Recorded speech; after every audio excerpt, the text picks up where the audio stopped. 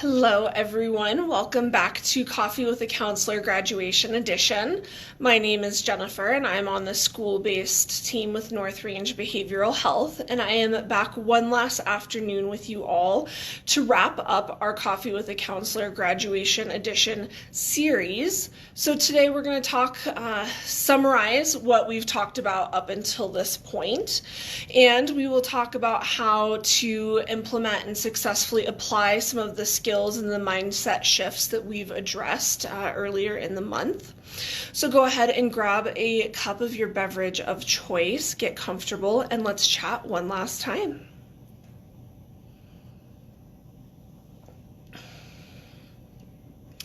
Throughout this series, we've addressed several topics relating to the changing landscape, of senior year amidst the pandemic. In the first week, we talked about grief and loss, specifically the grief and loss surrounding major milestones that usually happen at this point in our life, as well as the stages of grief. We went on to identify self-care strategies and coping strategies that we can implement to more successfully and pro-socially navigate major life stressors as they arise. We discussed how students can build their time management skills and work on improving their accountability, as well as how parents can help that skill building process. And then earlier this week, we talked about the ambivalence of this upcoming transition and how you can come together as a family through communication to successfully navigate these uncertain waters. Across all of these topics, it feels like one question still remains. And that question is, how do I integrate this information and these skills into my life as we move forward from here? The answer is practice, patience, and time. As we discussed during the Coping Skill Week, learning anything new requires practice. I use the analogy of a professional athlete and the idea that professional athletes train during their off season. They practice so that when it's game time, they know exactly what to do and their head is in the game. Practicing new skills helps us build the muscle memory, so to speak, that we need to call on these skills in the heat of the moment. It also allows us time to figure out how to personalize the skills to ourselves and our unique needs as an individual. The way that I find deep breathing or meditation most effective may not be the same way that it's most effective for you. And so when we practice, we get to try on these different styles and figure out what works best for me as a person. Patience truly is key. Not every single skill works for everyone, and not every single skill works immediately. And so we might find that we get frustrated when it feels like something's falling flat for us. So we want to give ourselves grace and compassion as we grow, and we try to develop these new skills. That patience is going to help us continue to try new things, even if it's not working, to minimize getting too frustrated or feeling burnt out on something not working. Lastly, take the time to cultivate these new skills and shift your mindset. You've been using your current skill set and you've had your current mindset for many, many years. We're not going to undo that overnight. And we're not even going to undo that in a matter of weeks or months. It's going to take a significant amount of time. And so allow yourself that time to learn and grow. In combination with consistent practice and compassionate patience, we have to give ourselves an adequate time frame that allows us a generous amount of time so that, again, we're not getting frustrated with ourselves. We've had our current coping skills anywhere from, 18 years to 30, 40, 50, 60 plus years. So we have to allow that time to allow for that shift to take place. We also don't ever want to underestimate the power of our mindset. Growing up, my mom always told me a quote by Henry Ford that reads something to the effect of, Whether you think you can or you think you can't, you are right. While our mindset cannot change the universal circumstances that we encounter in any given day, it can and it does change how we approach and respond to those circumstances.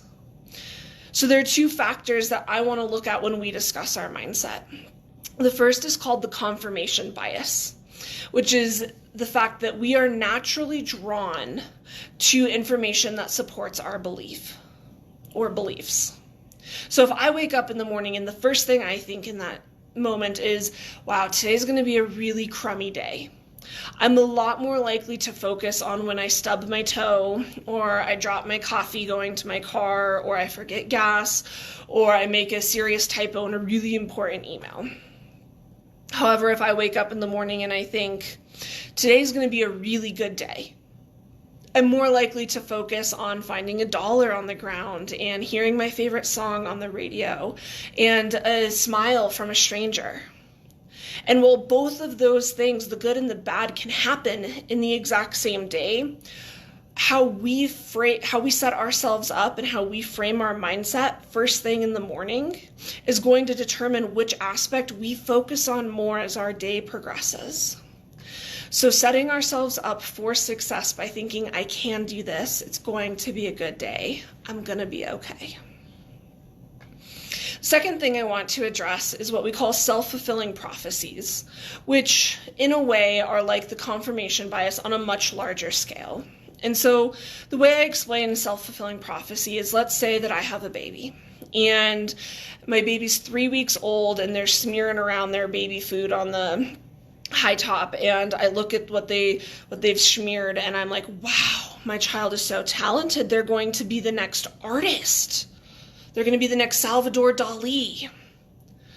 Going forward in raising my kid, if I have now set this prophecy, I have set this belief that my kid is going to be this incredible artist, I'm more likely to invest in art classes and high-end, top-notch art supplies, make sure they go to the best art schools and get all of the best formal training available to them.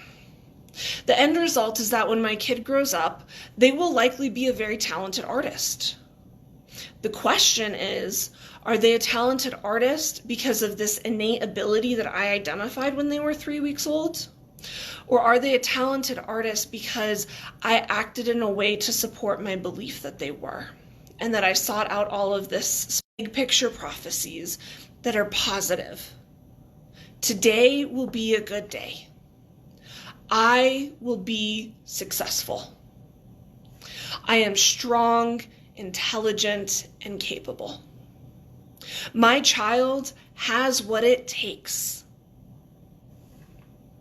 Above all else, as you go forward from today, trust in one another and trust in the relationship. All right, I believe we're back. Sorry, a little bit of technical difficulties there. I think my Wi-Fi went down. What I was saying is that as you move forward from today, trust in one another and trust in the relationship that you have built together. As a family, you've endeavored to persevere through many challenges. And while times like these may test your trust and push you to your absolute limits, the core foundation of unconditional love remains set in the center of what you do as a family. I hope that this series has offered you some insight, clarity, and comfort during these truly unprecedented times with the pandemic. I appreciate you all tuning in and taking a coffee break with me these last 4 weeks to talk about these topics. They can be uncomfortable, and even just listening to these topics can put us in an incredibly vulnerable place. And so I appreciate you going into that place with me. And don't forget that while May is Mental Health Awareness Month and it's coming to an end, North Range is here to help 24/7, 365 days a year. While today concludes the graduation edition of Coffee with a Counselor, you can still catch us for coffee breaks Wednesdays at 9:30 a.m. and Fridays at 2:30 p.m. Thank you for taking this last coffee break with me, and I hope to see you back for one of the other coffee breaks soon. In the meantime, take care of yourself and each other, and remember that we here at North Range are here to help. If you or someone you know is experiencing a behavioral health crisis, please don't hesitate to reach out to our crisis response team at 970-347-2120 and press 2 to speak to crisis services. You can also text TALK, T-A-L-K, to 38255, or you can walk into our crisis building at 928 12th Street in Greeley, Colorado. Thank you again so much for taking these breaks with me throughout May, and here's until next time.